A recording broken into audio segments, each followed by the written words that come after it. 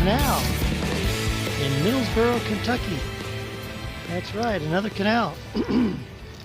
And I'll talk to you while we're walking to downtown. Anyway, Middlesboro was first, the first white guys came here in about 1674. The Indians, of course, were here first, the Shawnee. And then after, 1674, then Daniel Boone came through here. I told you about him earlier, quote unquote, discovering the Wilderness Road route.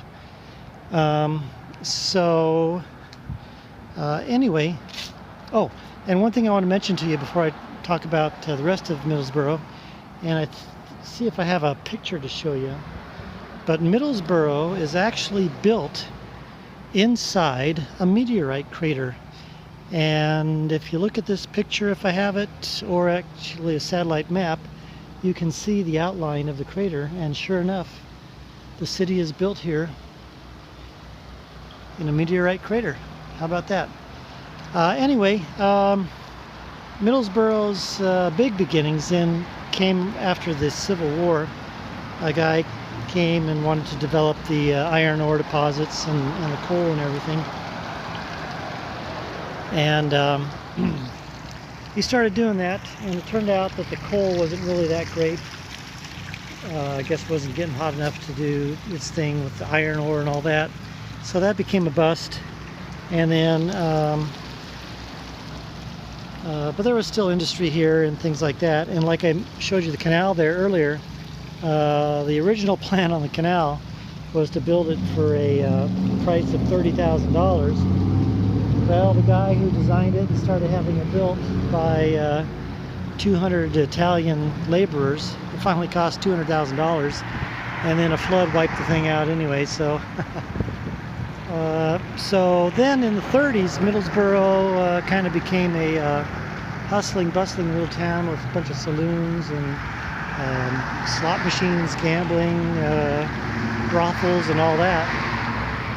And there were a lot of shootouts, and I guess it was a big name in the area because of that. And so then it continued along, and it kind of just slowly got old, so to speak, until a point where the city council established a program to start upgrading the downtown. You can start seeing it here, sort of. Looks a lot better here. You can't really see it because of the sun, but looks like it's getting an uplift and all that. Also, there's the other interesting thing too is that Middlesboro is sitting here in Bell County. Bell County was a dry county just until not too long ago, and there was a referendum on the ballot to allow sale of liquor here. It narrowly won. I think it was like 49.9% to 50.1%. So liquor can now be sold in Middlesboro, although tensions were kind of high between people on different sides of the issue for a while, but I guess things have settled down. So and the other thing too is Middlesboro is the largest city in southeast Kentucky, about 10,000 people, and the nearest big city, I guess you would say, would be Knoxville, which would be approximately that way, and then the Cumberland Gap is over that way, and then Asheville, North Carolina, out over that way. So Middlesboro, Kentucky, and a quaint little town.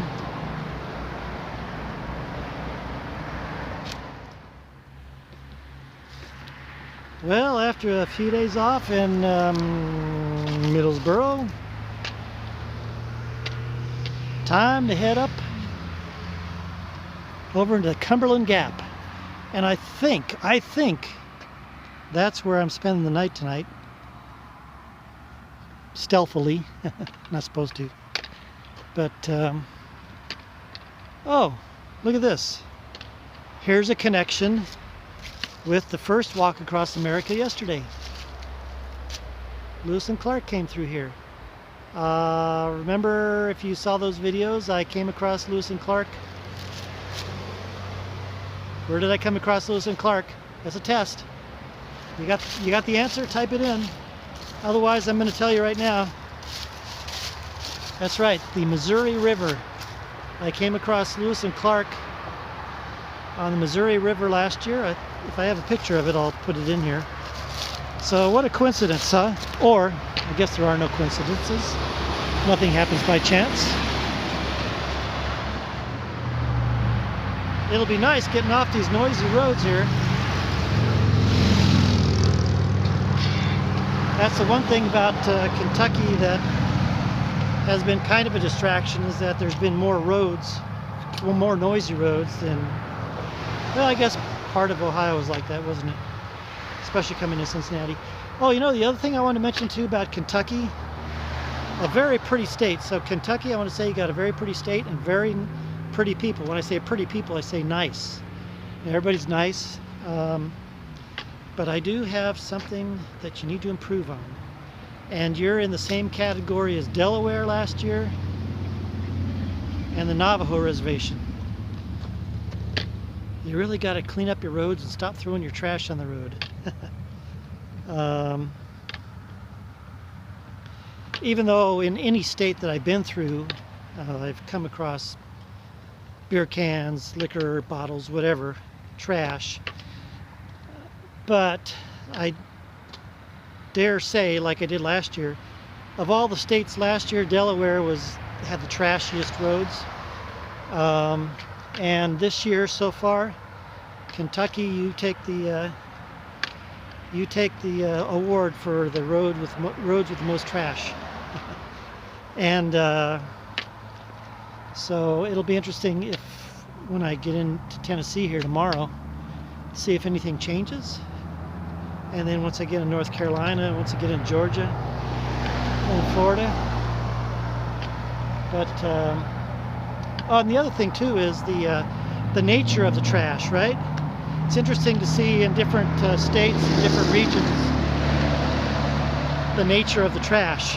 So all along Upper Peninsula Michigan and even down to Lower Peninsula Michigan, it was mainly beer cans, you know, the occasional other stuff, but the majority was beer cans. The Navajo Reservation last year was a bunch of broken glass and beer cans, liquor bottles, miscellaneous trash.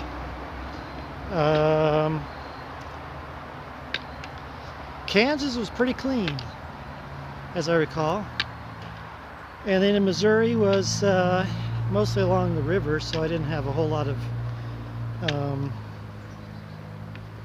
experience looking at roads on the trash on the roads there. Indiana was pretty clean. And then Ohio, in southern Ohio, it was pretty clean. And then on this trip here, coming down western Ohio, when I was on the roads, they seemed to be pretty clean as well. And Maryland, most of Maryland that I went through was just the C&O Canal. And when I got to rural Maryland there, past Washington, D.C., there wasn't really a whole lot. And like I said, man, it seemed like almost when I crossed that state border of Delaware, all of a sudden it was trash city on the roads. And same thing here, Kentucky. But a pretty state nonetheless. Yes, it is. All right, on up to, I have a special treat for you. It's a place where 3 states come together. Now, without looking at the map, what are those 3 states that come together right up here on the hill? Stay tuned. Now, before I get you to the Nito Cabito place, what you're looking at right now is the old original Wilderness Road that was originally officially set up by Daniel Boone. As I mentioned in the past, it was a path that the buffalo use in various game to travel from place to place, a lot of times looking for the salt licks. And it was also a path that the Shawnee and the Cherokee used. The Shawnee up near the Shoto River in Ohio, and the Cherokee down in the Appalachians, over near, say, Gatlinburg, that area. And by the way, those two tribes were sworn enemies, and so they would also use this path to go and raid and attack each other. So in history, in the in the evolution of human history, it was even going on back then, you know, wars and battles between the various peoples. But anyway, just wanted to show you this before we get up to the tri-state place. All right, you ready to get to the special spot here? And did you answer the trivia question? What 3 states come together right here? Here's the spot. Right there. Did you say Tennessee and going that way? Did you say Kentucky going this way? And did you say Virginia? This little corner right here. Huh.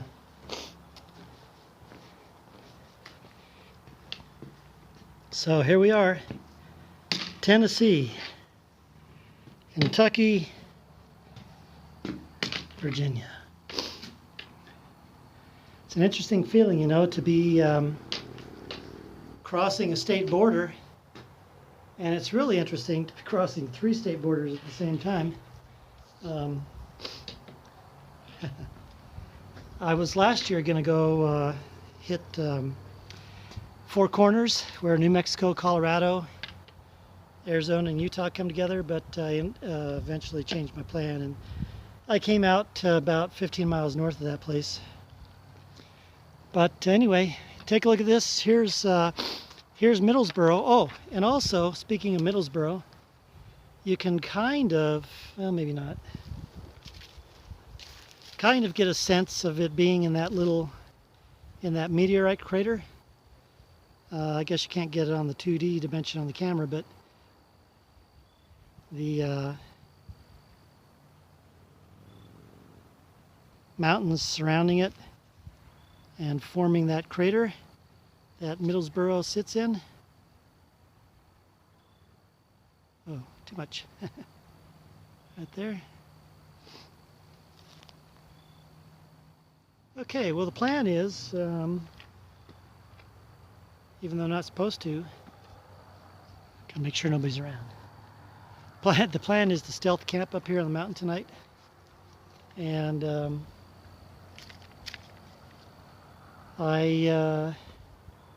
there's a little peak right up this way, and there's a little peak right over here.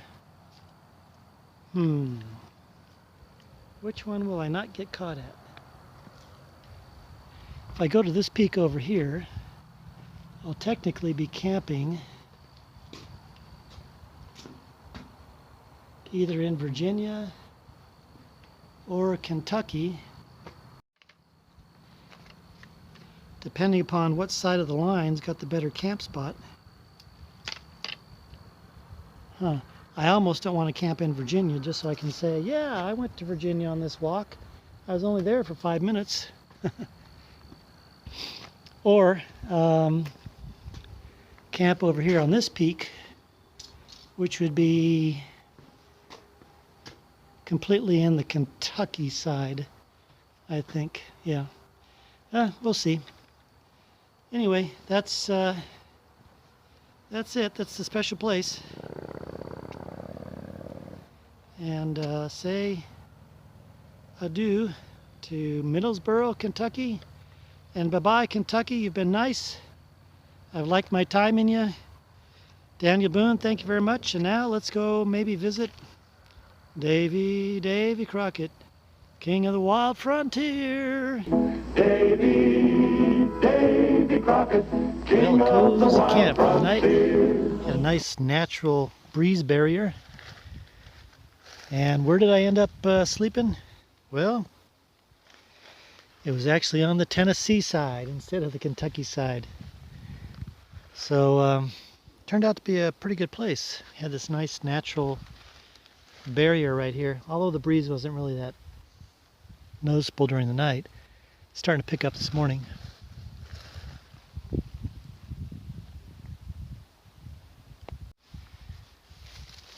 So the plan today is 16 miles roughly that way.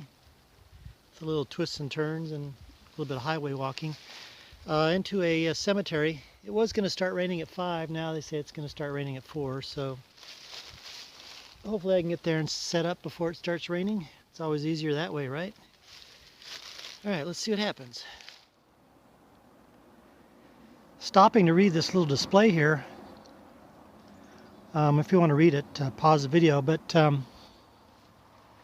it's kind of striking how the people came across this wilderness road differently than what the settlers and immigrants did back there in Ohio, if you remember that. There in Ohio, they would all wait around in Cincinnati, and then at the very, very first signs of spring, they would come up the river or through the woods or whatever before the canal was there, and get up to wherever it is they were going to settle and then plant their crops and build their cabin. However, here on the Wilderness Road was a lot different. They actually, people actually came here in the winter, came up here in the winter because they wanted to get up and over and the freshest of fresh starts that they could in the spring to get their planting done and settled wherever it is they were going to settle. So, and it caused a lot of hardships, you know. Figure coming up in these mountains, and of course they're not that tall, but still coming up here in the winter and through the snow and all that. It's really interesting to see the difference that the two different groups made through these places here. Winter here on the Wilderness Trail, Wilderness Road, and spring up there in Ohio along the river. Okay, now I'm going to come to a fork, and which way do I go? I think I go down here to the town of Cumberland Gap. All right.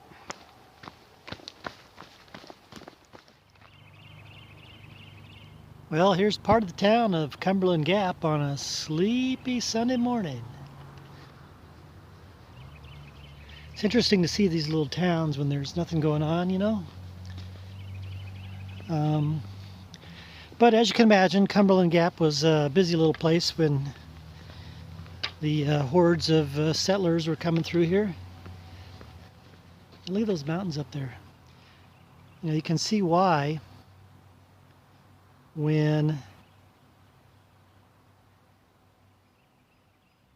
they were coming across that why this was the place here for them to stream through, because if you look at the geography of the Appalachians and all those parallel ridges and meandering streams, that was a pretty big barrier for people back in those days. And when they found this opening here, it was really a boon for travel and exploration and all that.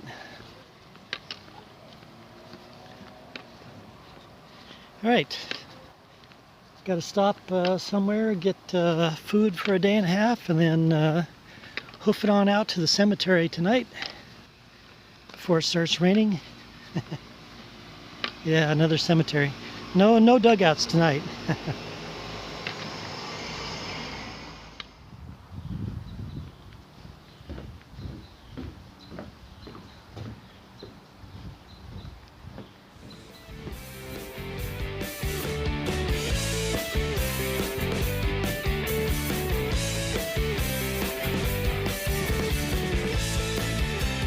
So Al and I met each other today. He actually has been in touch with me for quite some time after, I don't know how you came across me. Hey, you're on YouTube. You're a star. Oh, I'm a star, okay. You're a star.